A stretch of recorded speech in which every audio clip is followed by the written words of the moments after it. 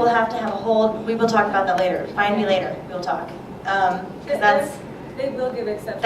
Yeah. That's, yeah. I mean, Or- it's different if you're a vegetarian or you're allergic to something. And when you write a letter to your school, you know, you could always mention that you have that allergy, and they'll take care of you and make sure that you avoid certain foods. It's more about, you know, we're just so fussy here, and we like to have things our way. I have a lot of allergies too, so I can Yeah. share. But yeah, I mean, don't like not say you have an allergy because you don't want to disrupt the system. I just mean, you know what I mean. We're particular people here in the States. Sometimes the law can be disturbed for good reasons. Yeah, that's fine. You know, you just take that law and you go crazy with it if you have an allergy. When you're receiving a gift, you know, wait until you're home to open it. If they do ask you to open it, try and. I always like, oh, it's amazing paper, and you know. The cycle and how to break it. I had these people say, oh, do you like, we have these Japanese neighbors, and they gave us a gift, so we gave them a gift back, and they've come back and given us another gift. I said, yeah, you just take that gift and you run. Like, if you give them back a gift, it's never going to end, you know? So just know that it can be a vicious cycle. Dinner at your neighbor's house, if they invite you, take the opportunity, it's great. Have some clean socks, and, you know, just remember in general that when you're in Japan, you're going to take your shoes off. So try and have some nice clean socks and know that they'll be on display. You know, respect their rules and just enjoy it, you know. I don't know, it's an amazing experience, and in Japan they say that, you know, if you're a guest, you're a god, and you'll be looked after really well. And I don't know, yeah, oh, sorry, yes. With the gift giving, should you write thank you notes after every time you receive a gift?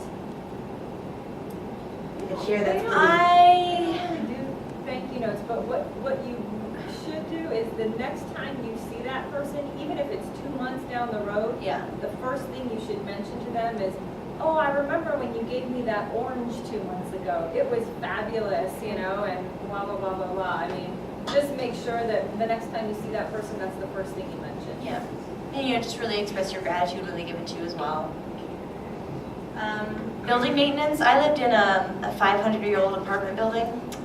It's probably 600 actually, I'm being modest. But we, as part of living in that apartment complex, we had to get together once every few months and clean the building.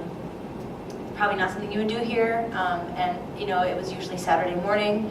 But just remember, again, it all comes back to, you know, it's respecting the group's harmony, and you just kind of got to be a part of that stuff. I know it seems like it's kind of a pain, and here we take a lot for granted, but that's just something that might happen. It's not really etiquette. Yes?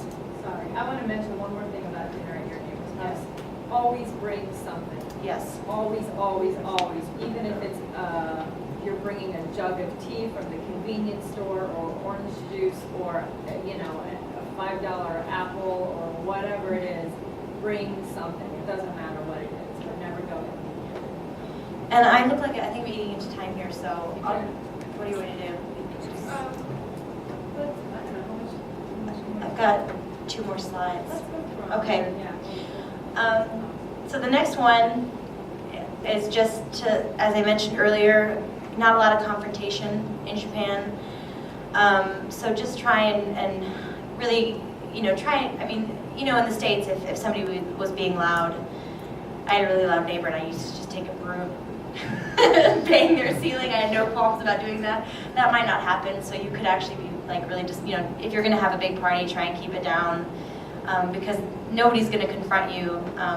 Or go invite the neighbors. Or go invite the neighbors. That works well. You know, I don't know. It's like basically these are just all examples of you know, knowing that the wa is important, like the group harmony is important, and people don't like to disrupt that. So even if that means that your, you know, party is so insanely loud they can't think, they probably won't say anything. Just try and respect them, because they probably wouldn't say anything. I did have somebody get the police called on them once, but their phone was off the hook, so that was pretty fun for me to deal with. Various other unwritten rules. 3rd time's a charm, okay? If somebody says, oh, do you like this? Here, take it. Oh, no, I can't. No, please. Oh, no, I can't. Please take, oh, no, I can't. That's when you know. If they offer it to you again, after saying no a few times, they really want you to have it, or they really want to go somewhere with you, or they really want whatever. So, in the States, here, take this. Okay, thanks, great, I really wanted that. But it's, it's a lot of times it's just, I don't know.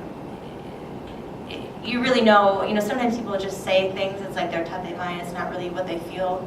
So if somebody offers you something and you feel a bit uncomfortable, say no, and again, after the third time, if they still want you to have it, then you know that they really want you to have it, and you can take it or go wherever, so. That's part of keeping that societal law as well. Like, they're trying to be polite and they're offering it to you, and so it's your turn to refuse the offer. And if they continue to push it, then you know it's sincere. If they don't, then you know you did the right thing by refusing their offer. And I'm just gonna, oh, sorry, yep. You said tatemae. What is tatemae? Good question. So there's two kind of interesting words in Japanese, and again, this is why you have to learn the language, because you learn so much about the culture in doing so. But there's honne, which is your real feelings, and there's tatemae, which is your face that's in front of everybody, that's what people see. So like, hey, do you like my haircut? Oh my gosh, it's great. Tatemae. Like, she did her hair, honne, okay?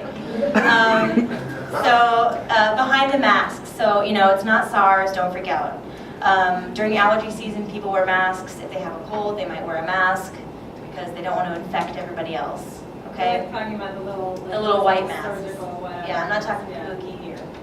Like makeup, I don't know, whatever. So that's what's going on, and people are probably not going to blow their nose. I will not demonstrate, but there is a noise that you will hear sometimes in your office in the winter when people are avoiding the sneeze. I've got a mic, it'll be not pleasant for you. Lunch is coming. But just know that that's kind of, people don't a lot of times blow their nose because it's disruptive. When it comes to sharing your opinion, I'm not going to go over this because it's basically what I mentioned earlier. We're a lot more direct and we're open, oh, I really like this, I hate this. Just try and be a little bit more discreet about that kind of thing because people take it a lot more seriously.